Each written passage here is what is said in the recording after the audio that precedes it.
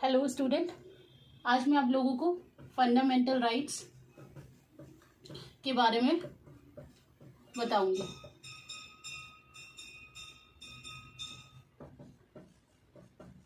Fundamental rights of Indian constitution,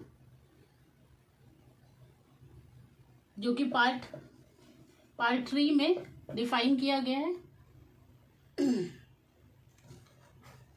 from article 12 to 35। Fundamental rights को Magna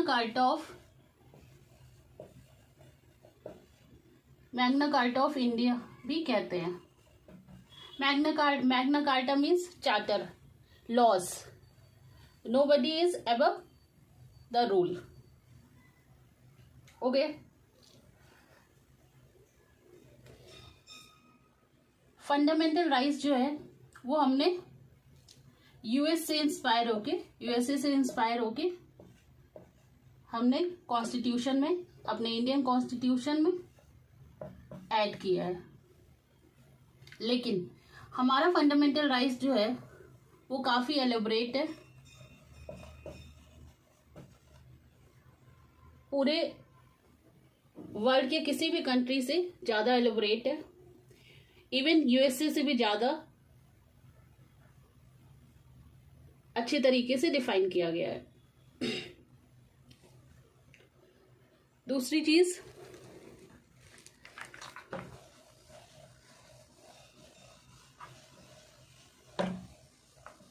fundamental rights जो है वो हमारे जस्टिसेबल है। इसका मतलब अगर आपके फंडामेंटल राइट्स को कर्टेल किया जाता है विदाउट एनी रीजन, तो आप डायरेक्टली हाई कोर्ट या सुप्रीम कोर्ट जा सकते हैं अंडर आर्टिकल 32।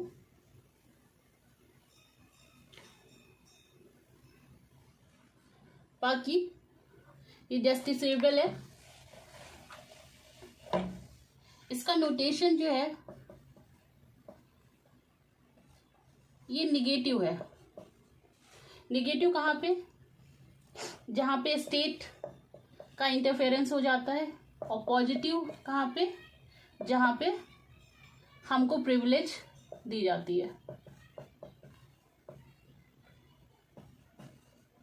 अच्छा, फंडामेंटल राइट्स जो है वो इंडियन सिटीजन वो सारे राइट्स को एंजॉय कर सकते हैं, बट एलियन, फॉरेन,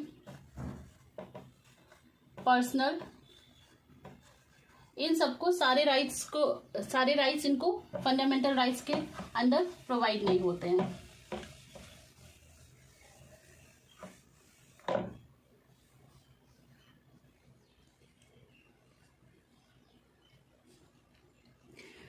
एक्चुअली हमारे यहाँ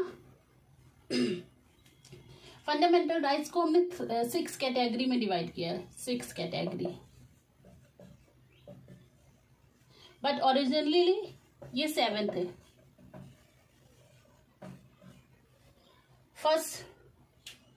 फर्स्ट हमारा है right to equality.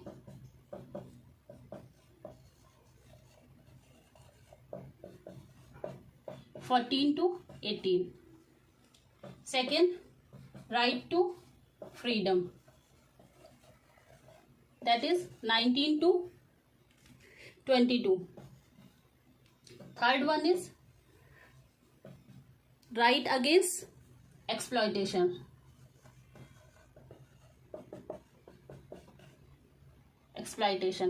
Article 23 to 24.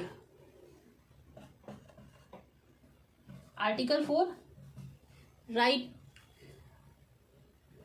to freedom of religion.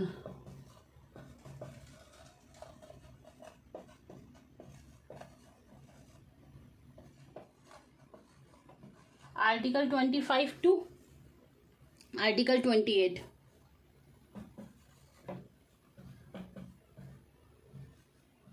Article sorry cultural and educational right,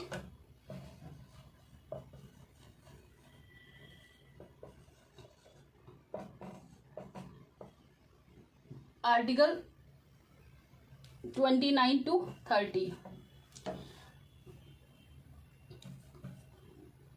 next constitutional remedies,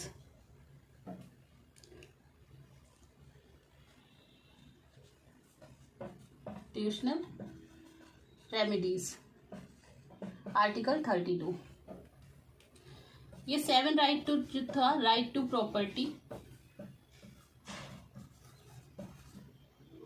31 जो कि रिपील हो गया है। अब ये जो राइट टू प्रॉपर्टी हमारा है वो आर्टिकल 44th अमेंडमेंट एक्ट 1978 जो कि अब लीगल राइट हो गया है under article 300A, article 300A। तो ये हमारे बेसिकली 6 कैटेगरी ऑफ राइट्स हैं। Right of equality 14 to 18, right to freedom 1922, right against exploitation 23 से 24, right to freedom of religion 25 to 28, cultural and educational right 29 to 30, constitutional remedies 32। Constitutional remedies means you can directly go to supreme court if there is a curtailment of fundamental rights। कब आप directly जा सकते हो, वो भी जब state से reasonable curtailment है स्टेट की तरफ से तो नहीं, लेकिन अगर आपको डिटेन किया जाता है या कुछ भी किया जाता है तो आप डायरेक्टली अप्रोच कर सकते हो सुप्रीम कोर्ट में। अच्छा, स्टेट हमारा इमरजेंसी कंडीशंस में, इमरजेंसी अगर कंट्री में इमरजेंसी अप्लाई हो गया तो कुछ फंडामेंटल राइट्स हमारे जो है सस्पेंडेड हो जाते हैं, लेकिन article 20 and 21 can't be curtailed. Okay, thank you. तो ये अभी शॉर्ट है, बाकी मैं आपको डिटेल्ड इसके बारे में कल की क्लास में बताऊंगी। Thank you.